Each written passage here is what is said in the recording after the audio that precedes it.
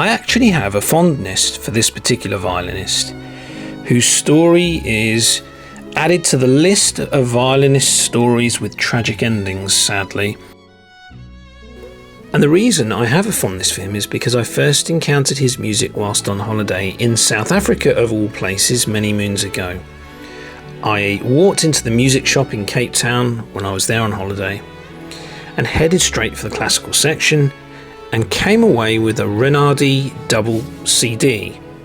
I'd until then never heard of him, so you could say I stumbled across him by accident. This was back when CDs were a thing, and the double CD includes him playing the entire Paganini Caprices.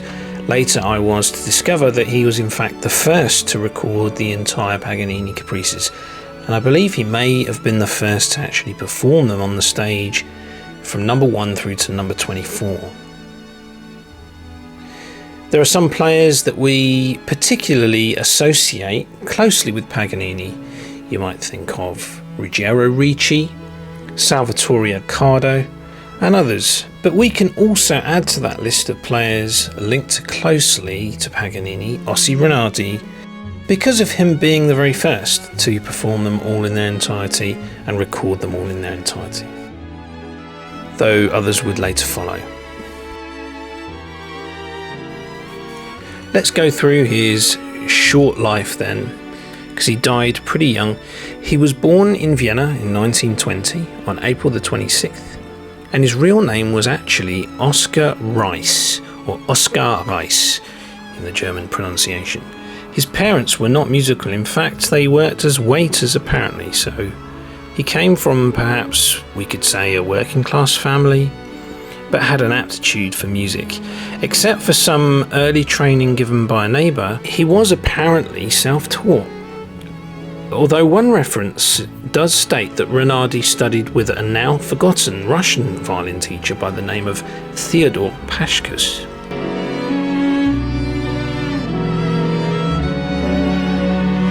Ossy Renardy was first seen in public at the age of 11, and in 1933 he began touring in Merano, Italy with a variety troupe. So I guess this was Mussolini's Italy, but he was having some success there at a young age. He wasn't born with the surname Renardy, of course, his surname was Reiss, but he changed his stage name on the basis that a name less Germanic sounding than Oskar Reiss and more Italian sounding would be highly desirable in the location where he was playing, which was Italy. And so his manager suggested Ossy Renardy, Ossy with an I, Renardy with an I. And this change took place in 1934 when Ossy was 14.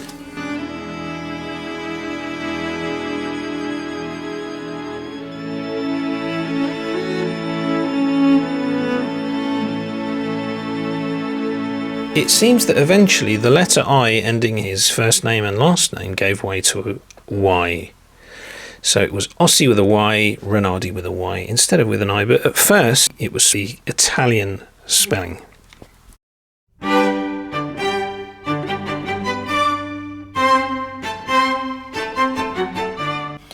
So whilst he was in Italy, his performance of Schubert's A Major Sonata and Paganini's D Major Concerto at the Merano Casino led to an extended tour of Italy. He was only 13 years old at the time. After that, he returned to Vienna for more preparation, keeping his new name but modifying the spelling to Ossy Renardy with the Y's. There he played at the Concert House in May 1934, then returned to Italy where in Milan he played under the baton of Victor de Sabata, who invited him to play with the Vienna Philharmonic. Then came his first tour of the Baltic countries, Norway, Denmark, Sweden, the Netherlands, Austria, France, and once again Italy. Meanwhile, things were starting to heat up in his native Austria. Renardy fled to the United Kingdom in 1937 in order to escape the increasing Nazi oppression that was creeping into Austria. Of course, the Nazis would take over Austria completely in 1938. He visited the United States that same year, 1937, when he was 17 years old. This came about after the wife of an American concert promoter heard Renardy on Italian radio. So, interesting and lucky development there for him. His New York debut was at the Town Hall on the 8th of January 1938, after first touring the Midwest states. His regular accompanist from this time onwards was Walter Robert, who would later have a long artistic association with Joseph Gingold. Then, age 19, came his Carnegie Hall debut. At his Carnegie Hall debut, on the 10th of October 1939, Ossy Renardy made an impression when he played the Lado Symphonie Espagnole, the Concerto in E minor by Nardini, and the Sonatina in G by Dvorak in the first half, and after the interval, amazed the audience by playing all 24 solo caprices by Paganini. Again, he was aged just 19 at the time. The following year, in 1940, he made the world premiere recording of the complete caprices, albeit in an arrangement for violin and piano by Ferdinand David, the piano part played by Walter Robert. The first recording of the caprices in their original solo violin form was not until 1947, some 7 years later by Ruggiero Ricci. But Renardy holds the distinction of being the first to record them all. This was the first of Renardy's many recordings. His last recording, made shortly before his death in 1953, was the second reading of the 24 caprices, again in the arrangement by Ferdinand David.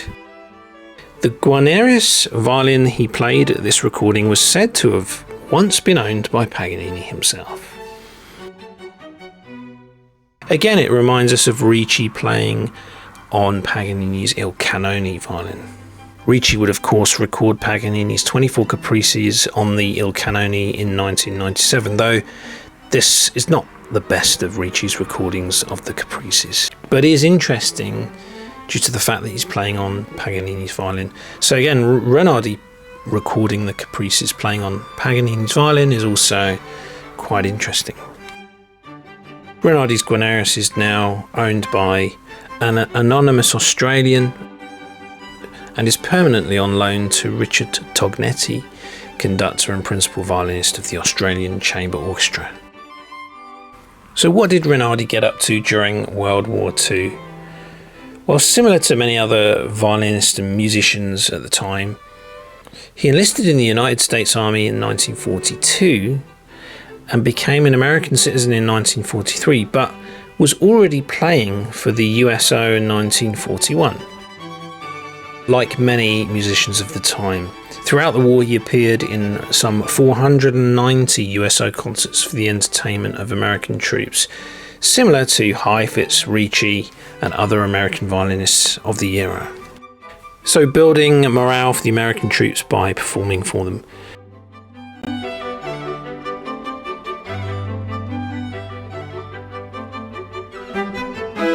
After the war is apparently the time when he studied with Theodore and Alice Pashkus, the Russian pedagogues. And he wanted to study with them to prepare himself for appearing anew on the stage.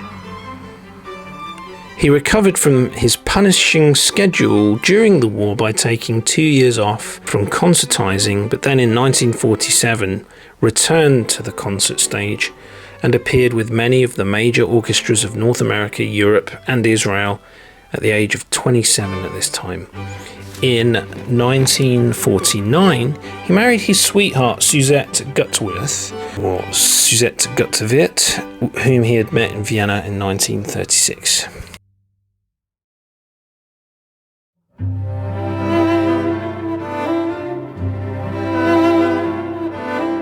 Now we come on to the tragic death, and he joins other violinists who sadly died too young, leaving us wondering what their careers could have been like had they lived longer. Ginette Neveu, for example, died in a plane crash.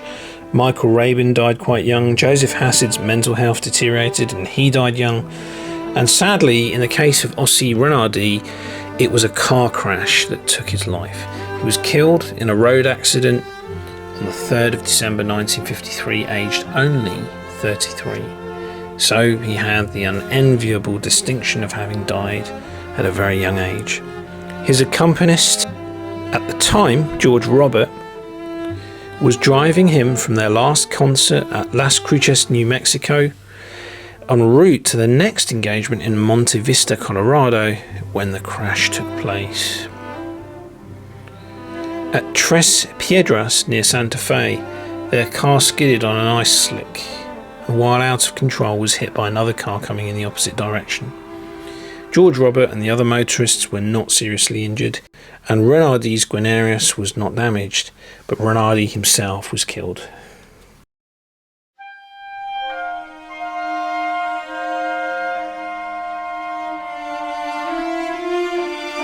This can happen where just one of the passengers in the car is just unlucky enough to perhaps hit his head very hard on the metal of the car. This happened to my sister. There were 4 people in the car at the time, and only my sister was seriously hurt. She was in a coma and later died. So strange that how you can have a carload of people and only one ends up getting hurt. Just depends how the crash happens and who bears the brunt of the impact. Ossy Renardy's death at the time was regarded as a great loss to the musical world, and the Gramophone's obituary of March 1954 said, at 33 he seemed destined to don the mantle of his compatriot Kreisler, whose style of playing was not dissimilar, so I guess sort of a Viennese style. So he died on the 4th of December 1953, aged 33, in Santa Fe, New Mexico, USA. And his burial place is Westchester Hills Cemetery, Hastings-on-Hudson, Westchester County, New York, as far as I can tell. Just as a side point, another violinist would sadly die in a car crash some years later. That was Hermilo Novello, pupil of Louis Persinger and concertmaster of the National Symphony of Mexico. He also died in an automobile accident, and his accompanist, Violina Stoyanova, was with him at the time as well. She did not survive, though. His violin did survive, but apparently went missing after the accident, which is kind of mysterious. So back to Renardy, let's just talk a little bit about his recordings. In March 1938, a few weeks before his 18th birthday, he entered the Columbia Studios to make his first recordings. In early 1940, he went over to the Victor label, where he made the premiere recording of the complete set of Caprices, as well as several short encores. His only concerto recording with orchestra was the Brahms Concerto in D major with the Concertgebouw Orchestra of Amsterdam under Charles Munch, made on 27th of June 1948. Renardy had signed with British Decca in 1948, and it's with them that this recording, his only one with orchestra, was made. And by all accounts, from what I'm reading online, this Brahms Concerto recorded by Renardy is quite highly regarded. A series of Decca recordings were then made over the following 3 years between 1948 and 1951, including 2 unaccompanied Bach sonatas and a selection of encores. And then in the summer of 1953, Renardy made his final recordings for Remington in New York, again recording the Paganini Caprices and some other works. He recorded altogether around 35 works. A note on the Paganini Caprices and the accompaniment that Renardy used. Violinists at the time preferred playing the Paganini Caprices with piano accompaniment. We might cite violinists such as Heifetz and Francescatti. And like Renardy, the violinists would often use the David piano accompaniment, or perhaps the Leopold Auer piano arrangement. I believe Kreisler's also made piano arrangements for the Caprices. So it was not until later on that the likes of Ruggiero Ricci, Leonid Kogan and Michael Rabin would play the Paganini Caprices solo. But Renardy was the first to perform and record the entire 24 caprices, and more specifically the Ferdinand David edition. Note what the Gramophone magazine says about Ferdinand David's piano accompaniment. A somewhat anachronistic piano accompaniment. Unfortunately, David's arrangement for violin and piano diminishes the music considerably. For the poor pianist is made to strum and vamp his way through the set in the most unimaginative fashion. Tully Potter adds to this in the Strad magazine, commenting on the David accompaniment, saying, "I find Ferdinand David's accompaniments a constant irritant." So as mentioned, the caprices were the last recordings that Renardy made before his untimely death in the car crash. But they feature his 1743 Paganini Carrodus Guarneri del Gesù, and they have been well refurbished from the original LPs.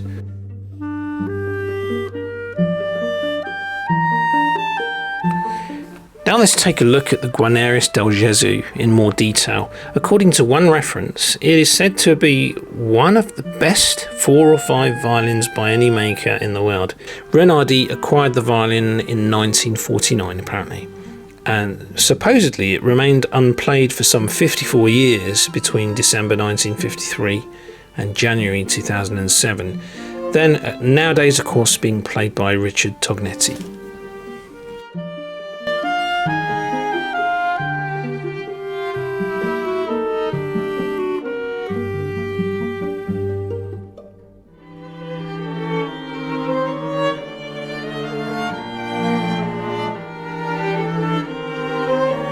Let's see what others have said about Ossy Renardy. Charles Munch was one of Ossy Renardy's greatest admirers, saying of him, "There is only one word to describe him: perfection.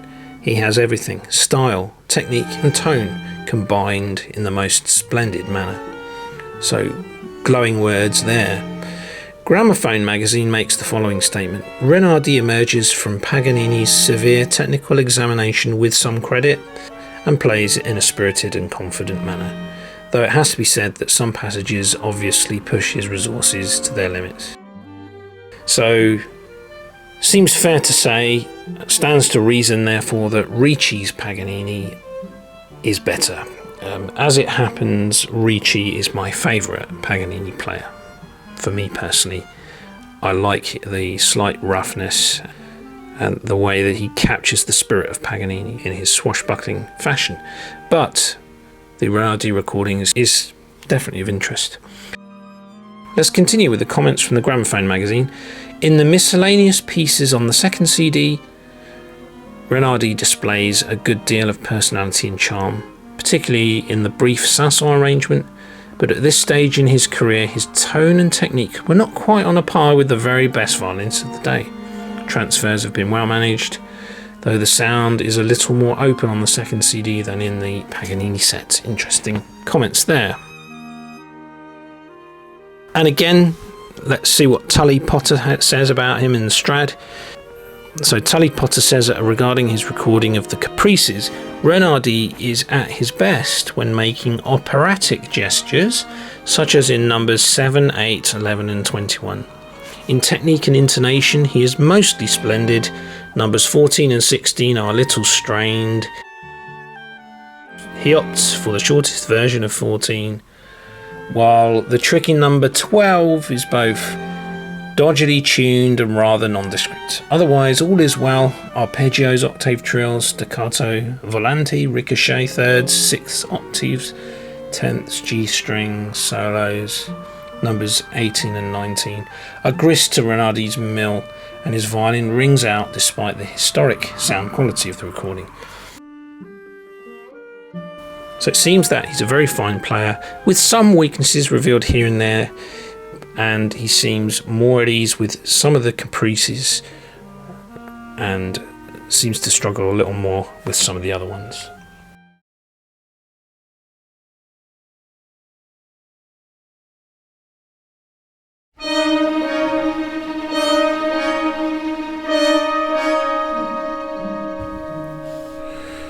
Some of the references you might like to check out of mine: my Facebook page, where I've created a group that is dedicated to documenting all of the violinists out there eventually. At the moment, it's just brief photos, but hopefully I'll be adding some more descriptive content next to those photos in the future. And also check out my Lost Poem channel, which is all about violin luthiers primarily. You might enjoy some of the instruments that I've documented on there.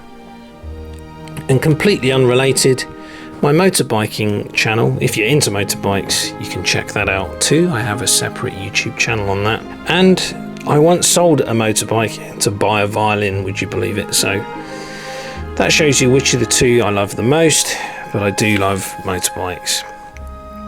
So check it out. Thanks for listening. I hope you enjoyed this video on Ossy Renardy, and thanks again for my viewer who suggested that I make this video. Much appreciated. Ciao for now.